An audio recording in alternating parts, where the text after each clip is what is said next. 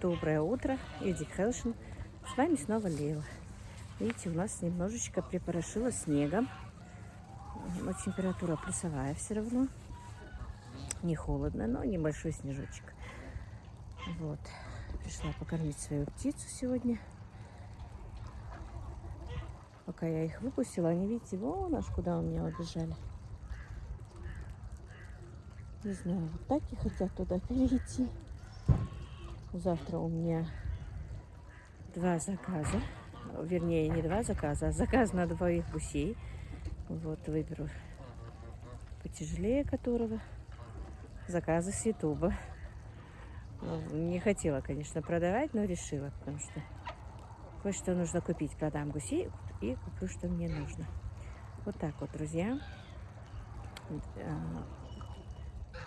Курочек своих покормила. Корову не даю, поэтому и практически не заглядываю в сарай. Только вот за яйцами, когда иду, вижу свою коровку и бычков. Но не знаю, когда у меня. Обычно она у меня всегда телится в феврале. Что будет в этом году, не знаю. Посмотрим. Вот так вот. Свежо, хорошо на улице все-таки. У меня дома очень сухо. И когда я прям выхожу, такой свежестью пахнет. Потому что батареи все-таки очень сушат в комнате. Температуру, влажности нет. Давно хочу купить себе увлажнитель воздуха. Цветы приходится поливать почти каждый день. Даже те, которые нужно поливать там 5-6 дней один раз. И то приходится через 2 дня поливать, потому что земля в комнате очень быстро сушится. Так, вот такие вот у меня дела, друзья. Вчера заложила 10 гусиных яиц в инкубатор. Не знаю, что с них будет. Вечером поднакопились они. Думаю, пока их не зарезала, жалко все-таки куда-то их использовать. Вчера просто разбила одно, оно было очень большое, и показала, что вдруг там 2 желтка, думаю, чтобы не положить в инкубатор. Оказалось, действительно 2 желтка, они у меня стоят, надо будет лапшичку такую сделать. Сейчас пойду что-нибудь придумаю на завтрак, до того, как уйдут мои мальчики на работу, что-то надо приготовить. Ну и всем нам, конечно. Просто захотелось такой вот немножечко морозной погодой, хотя и не мороз, но такой снежной погодой тоже с вами поделиться своим хорошим настроением. Стало недавно, поэтому еще и голос такой, и глаза. Сломались у меня очки дальние, они у меня затемненные, друзья, и поэтому они мне помогают при таком свете, особенно когда снег, они мне очень помогают. Но придется послать сына, чтобы купил мне очки дальние. Я очень часто ломаю очки, когда я еще работала. Мне девочки говорили, ну, неделю 2 раза ты покупаешь очки, ты работаешь чисто на очки, и один завод выпускает только для тебя очки. Не знаю, постоянно они у меня ломаются. Но дело в том, что их я чередую, то дальние, то ближние, и приходится, и поэтому их кладу, где сидела, там, или на диване, где сидела, или на столе оставляю.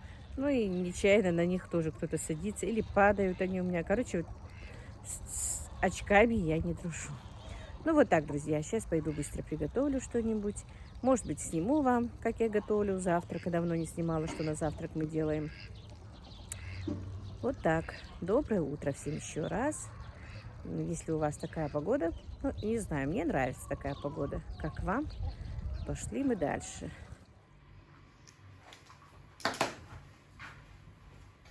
Мои дорогие, на завтрак я захотела приготовить, вот помните, я была на складе овощном и купила вот такой вот рис, киноа, тыква на завтрак, протеин, омега-3, гликоген. Не знаю, что-то новенькое. Посмотрим, что из этого выйдет. Поставила воду на воде. Так, значит, пол-литра воды я поставила, но и снова вы удивитесь, конечно, но и снова мне нужно делать пустышки. Старший сын меня просит сегодня, мама, сделай нам пирожки на завтрак. Я говорю, у меня нет размороженного творога и нет вареной картошки. С чем я тебе ее сделаю? Давай что-нибудь другое. Нет. Хотя бы тогда, говорит, сделай пустышки. И вот мне сейчас надо делать пустышки тоже. И вот сварю эту кашу еще, наверное. Я не знаю, мне все время пишут, что не слышно, не слышно, но придется, мне кажется, все-таки микрофон мне по-любому покупать, друзья. Вы меня, конечно, извините. Обязательно куплю микрофон, чтобы меня было слышно. А сейчас пока мне придется немножко говорить громче. Так. Немножко будет шумно. Вода почти закипает. У меня были ножнички.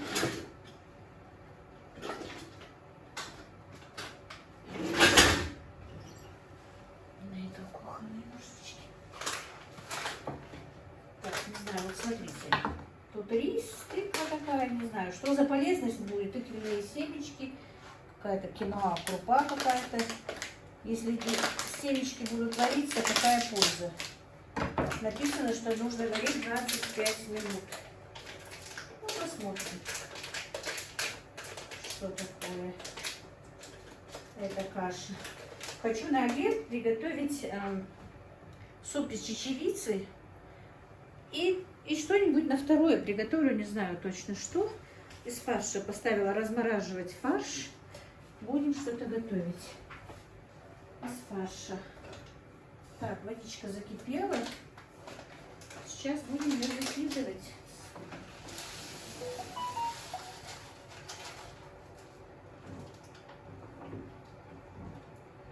Посмотрим, что из этого выйдет.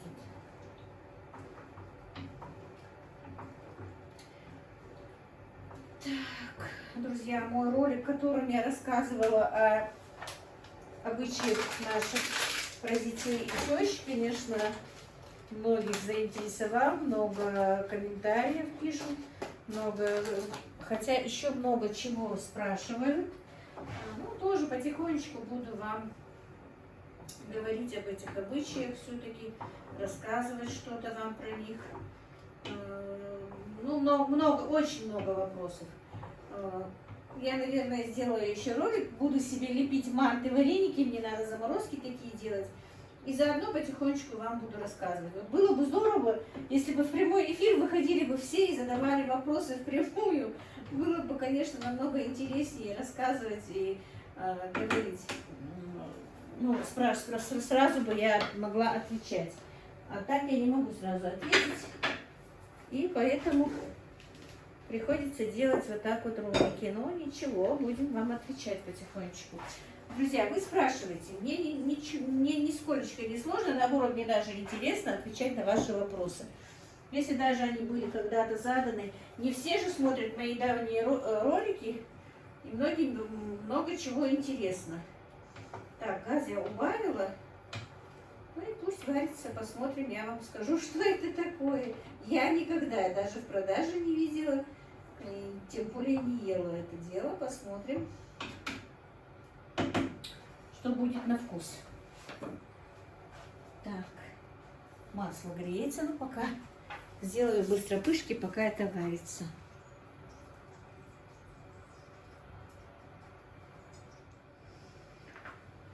Так, друзья, я все-таки подключилась. Вы знаете, мне все-таки вот пишут еще комментарии, ну, наверное, на старое видео, ну, новые подписчики, скорее всего, ну, и раньше писали тоже. Там есть такая одна свадьба у нас, ну, выходит дальняя моя родственница, девушка, замуж, и там она на фотографии, ну, немножечко печальная. Знаете, хочу вам объяснить, почему там печальная, или даже, у нас даже плачут невесты, понимаете, мои хорошие. Дело в том, что все-таки, во-первых, почему там не смеются, не радостные у нас вообще по менталитету, по этикету, можно даже сказать. Ну, я не знаю, как перевести на русский. Я сделаю. Но нельзя невесте быть такой прямо вот очень веселой, выражать свою такую радость, что она выходит замуж. Все-таки это у нас вот в крови, это вот надо сдерживать себя, если ты даже радуешься, что выходишь замуж. В принципе, сейчас девочки все выходят замуж за того, за кого хотят. Сейчас нет такого, чтобы вот насильно их выдавали замуж. Так что не думайте, что если она там грустная стоит какая-то невеста, даже не в моей съемке, а вообще в какой-то съемке, то это не значит, что она прям вот ее насильно отдают или еще что-то.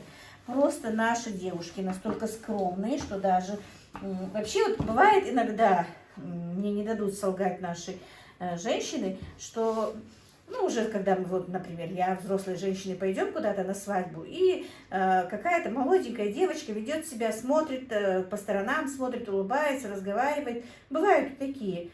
И вы знаете, мы все-таки вот, нам не нравится уже более взрослым женщинам.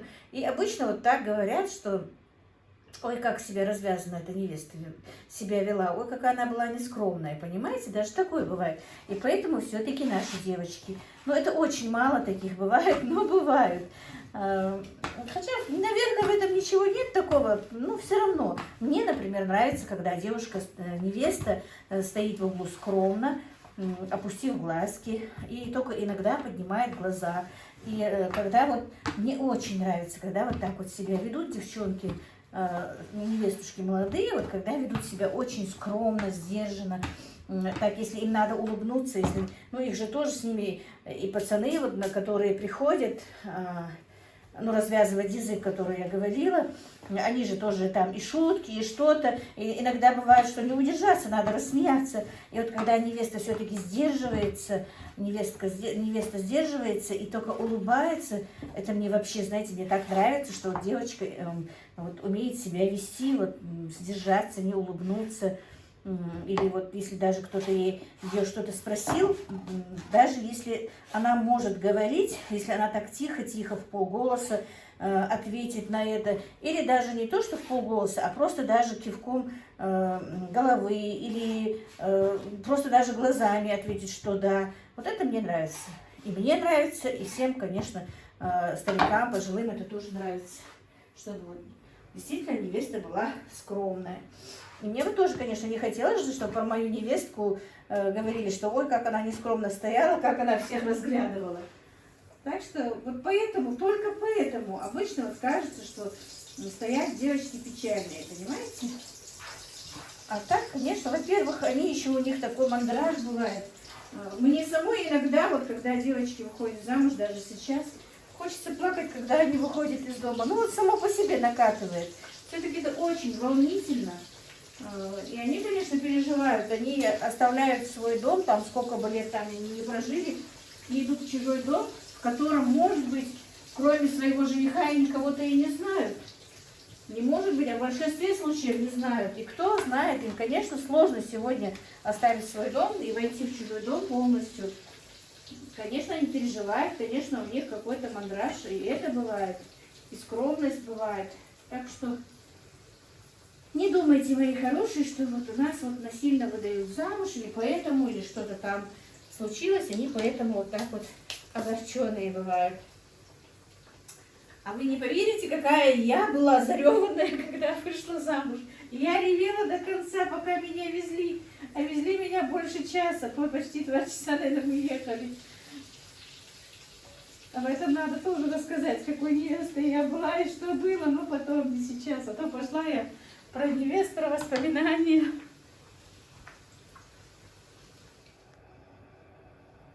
И знаете, захотелось мне еще наших лепешек без ничего приготовить. Ольгищ. Все-таки жареные. Нам с мамой не очень полезно.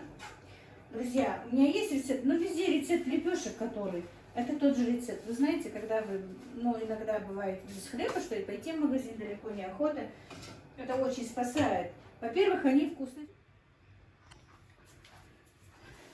Друзья, и эти лепешки, видите, лепешки без ничего, которые я делаю, они очень хорошо сочетаются со многими вещами. На завтрак, на ужин. В принципе, если даже на обед даже можно. Я лично не люблю с супом. Там с супом, с первым, со вторым. Но я, знаете, как люблю именно вот эти вот лепешки без ничего. Они очень хорошо сочетаются со сливочным маслом, что в горячем виде, что в холодном виде. Даже вот когда остывшая лепешка, намазываешь как на хлеб, масло бывает очень вкусно.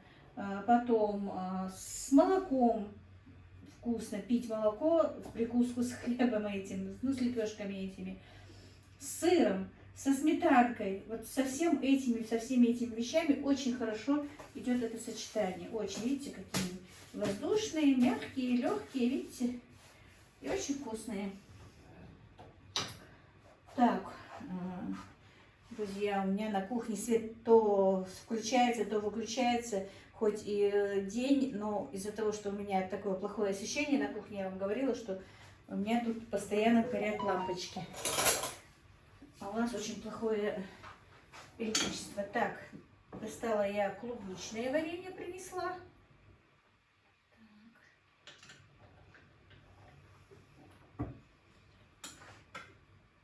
И варенье из черной смородины. Мне самой захотелось. Малинового варенья тоже почти не осталось. Спрятала 2 баночки от Ибрагима.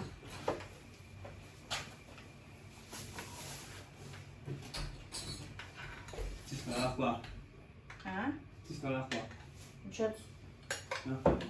Чисто лахва. Снимай, ты жарну сегодня.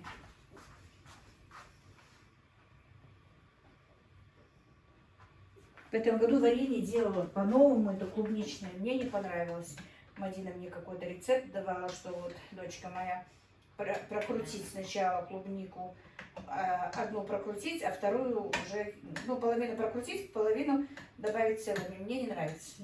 Или у меня плохо получилось, или что, но мне не понравилось. Ну, мальчики едят, с пышками съедят. А варенье из черной смородины я люблю. Не перетертую именно, а вот именно варенье. Вот так вот, мои друзья. Такие дела. Каша тоже сварилась. Сейчас быстренько накроем. Надо их отправлять на учебу, на работу. Кашка сварилась. Погода хорошая сегодня.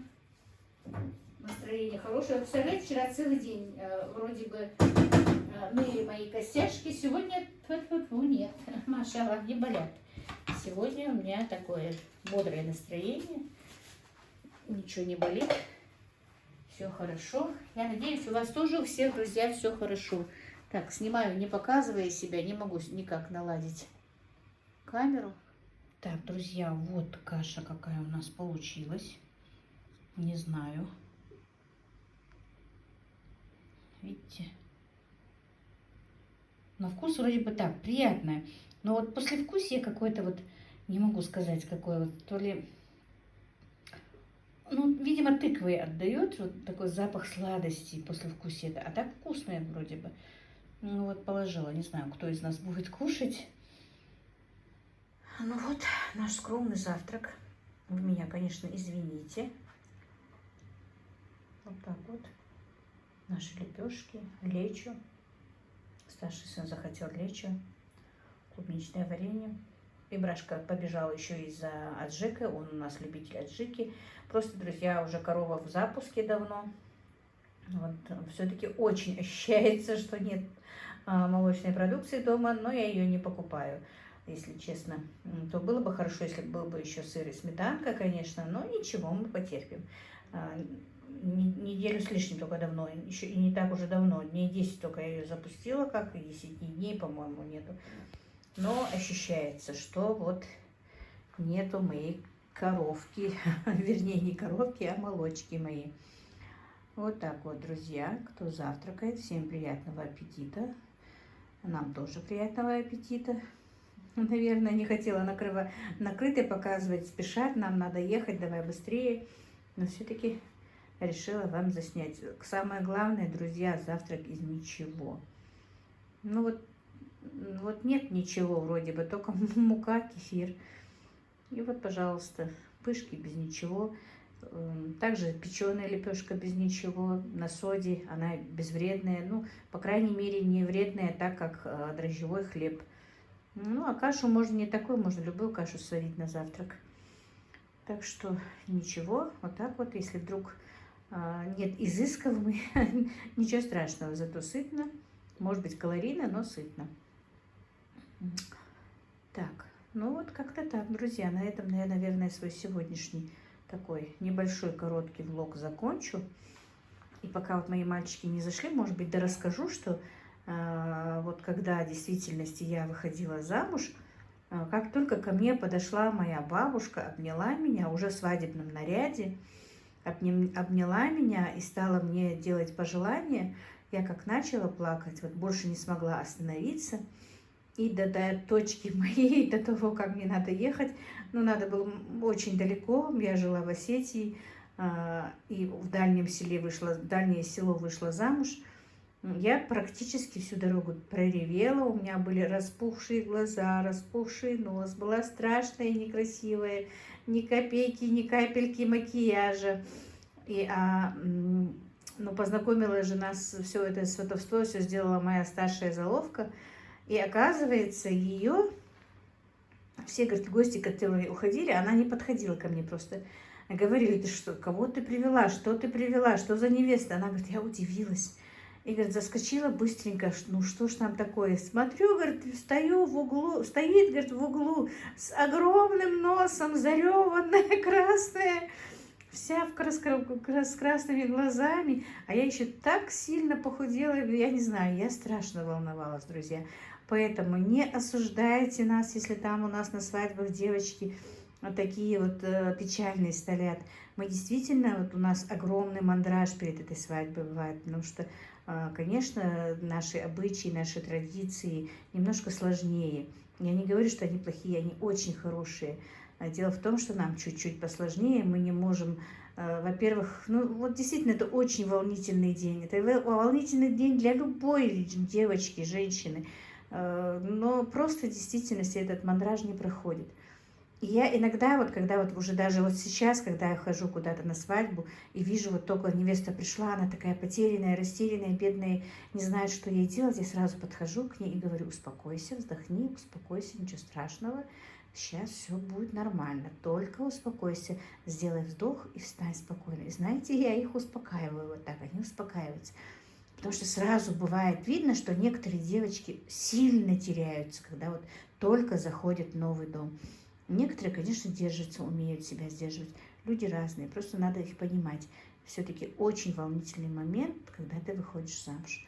Ну вот как-то так, друзья. Не знаю, стала я какой-то бабкой старой рассказывать все вещи. Но мне кажется, я вижу, что вам интересно, поэтому рассказываю. Если я вам надоем, скажете, давайте, Лейла, прекращайте ваши разговоры.